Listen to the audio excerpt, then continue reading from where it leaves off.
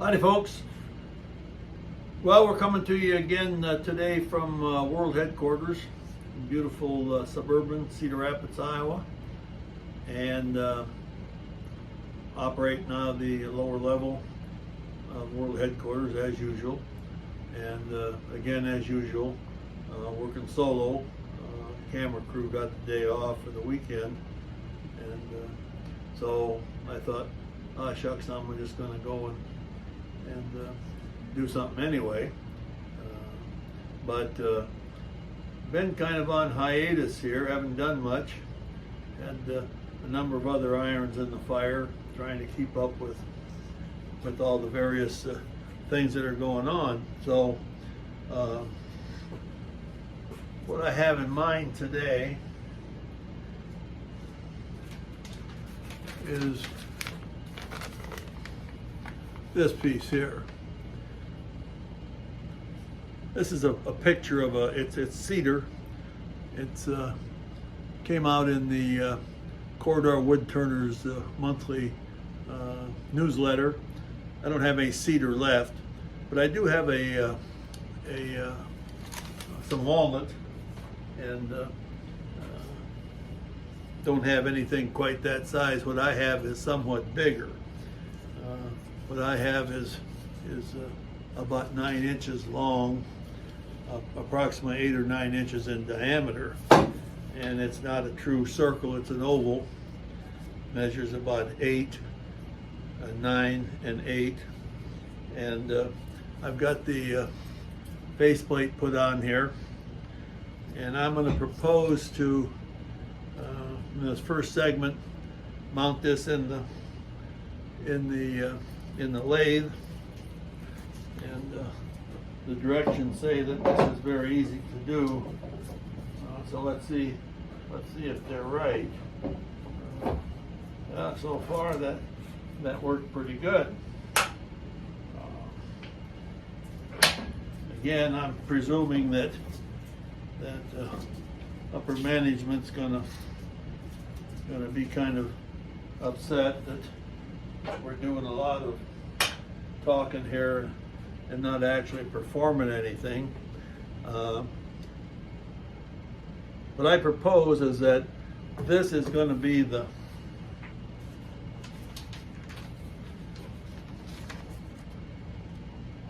this will be the bottom. It's a little wider at the top, so the natural will we're not going to take any bark off here.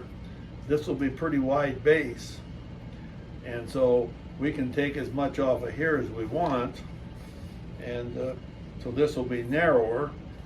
I don't know what will look proper. That's one of the beauties of this thing. You just keep taking stuff off till you think it looks good, and if it doesn't, well, then you're wrong.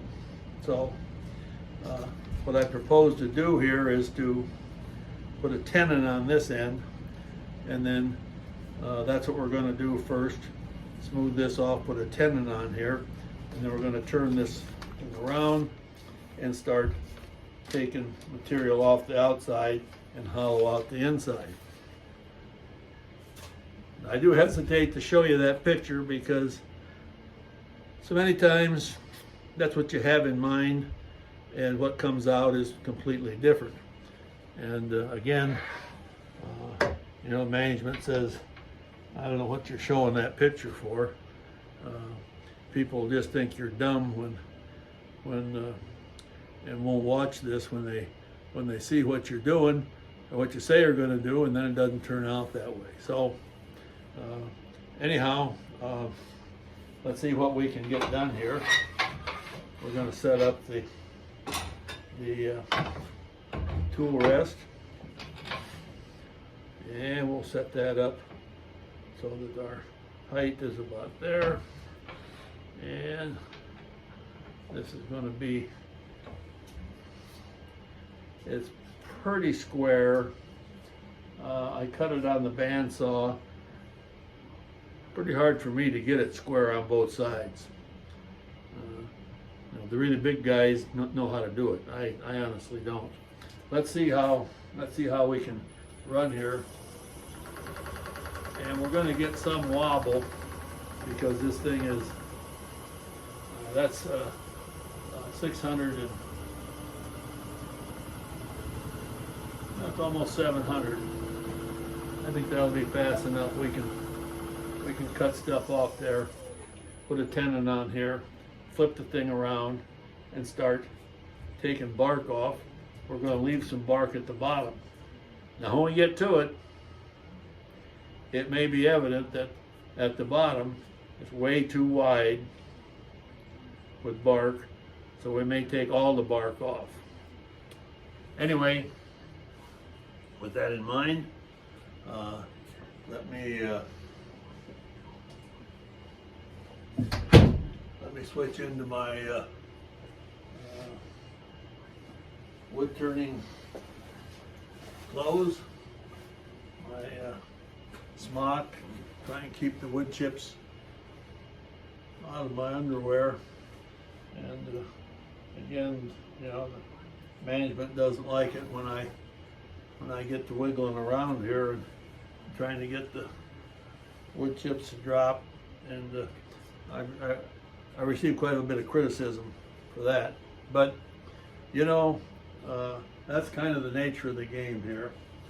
So I'm going to get my my glove and my face shield. I think I'll start with this 10 millimeter Robert Sorby, and it's very aggressive, and this is heavy, and it's spinning pretty fast. Oops. So a guy needs to be careful. In fact, I think I'm going to start with the swept-back gouge. It's not quite so severe, and we'll see what happens. Here we go.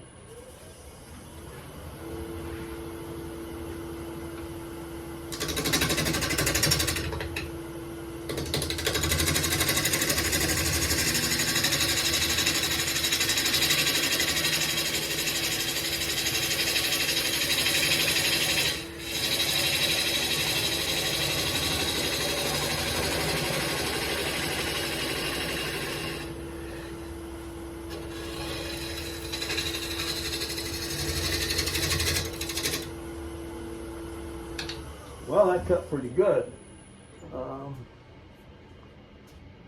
I don't see too much wrong with that. I think I'm going to mark out for the tenon here, and start to form the bottom up. And as soon as we get that done,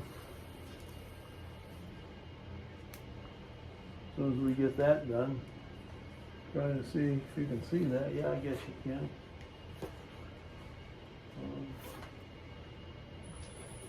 We'll switch back to the 10 mil.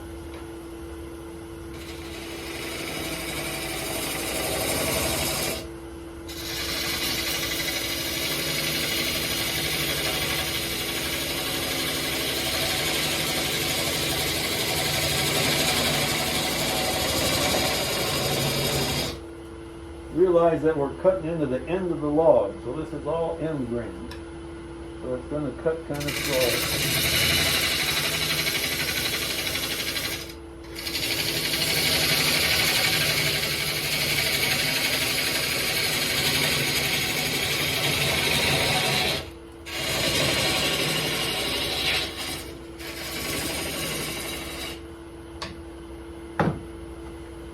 And we'll switch back to the half inch, more of a swept back tool.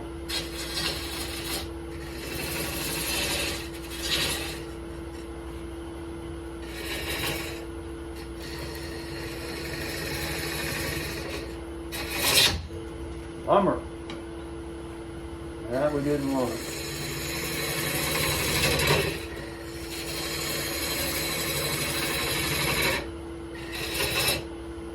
But we can clean it up.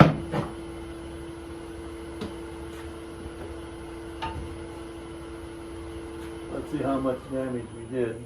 nothing serious, because we're on the bottom and we can always take a little more off.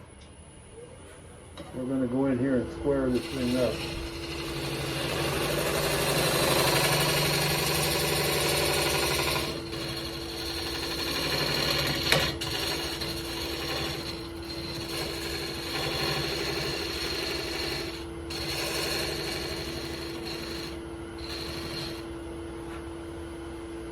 Now, I don't know exactly.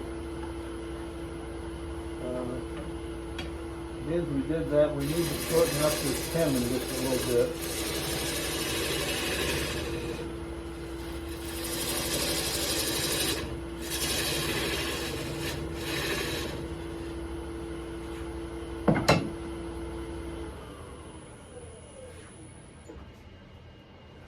We got a gouge here. I don't think it shows up very good there.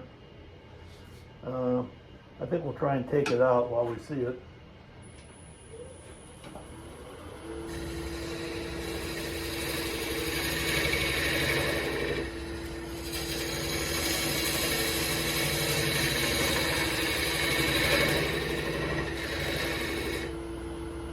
Really up to a certain point. Now we still got some. We should take more out of there.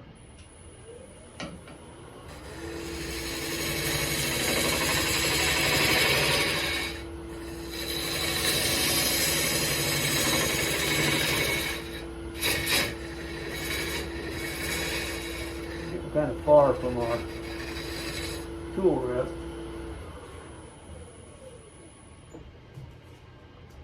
That's not too bad.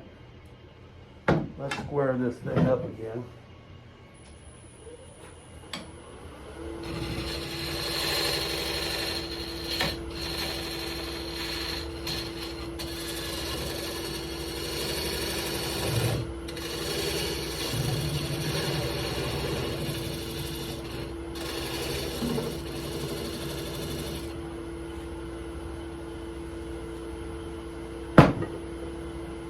Down here,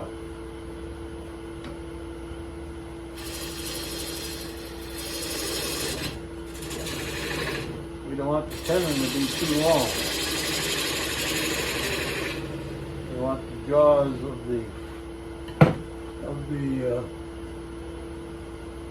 the four-jaw chuck to seat against the bottom here and not have this in the way.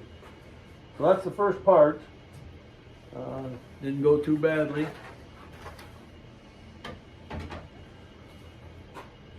We'll shut it off there, turn this around, and start getting ready to turn the rest of it out. Thanks for watching.